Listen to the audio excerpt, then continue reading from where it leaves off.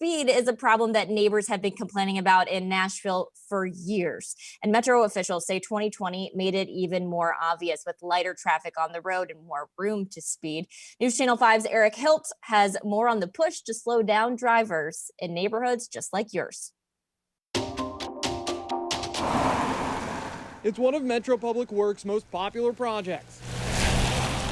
I definitely think this is one of the most popular programs we have. Twice a year, the department opens up applications for its traffic calming programs, where neighborhoods can apply for things like speed bumps or roundabouts. The latest application period ends tomorrow, and Public Works leaders say the projects have gotten even more attention than usual. Demand does not seem to be slowing down. That's because with people staying home more often, they're noticing neighborhood traffic problems they may have missed before. With more people being home over the past year, more people walking through their neighborhoods, we think a lot of residents are definitely seeing speeding in their neighborhoods more just because they're around home more often. The application period comes as Metro leaders are debating a bigger Metro-wide measure of their own. All those in favor of it, passage on second reading, say aye. Aye.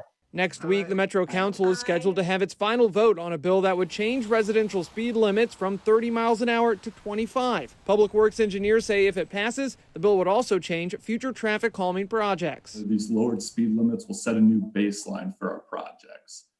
In the past, we've designed projects to lower speeds to 30 miles an hour. Now we'll be bringing that down to 25 miles an hour. Changes that could make the program even more popular. I actually think the reduced speed limits will draw more attention to this program. In Nashville, Eric Hilt, News Channel 5.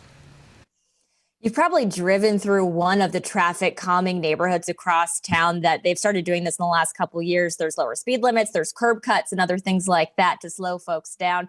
And there is still time to apply your neighborhood for this. The application period ends tomorrow, though this does come up a couple times a year. You can find a link to the application at newschannel5.com.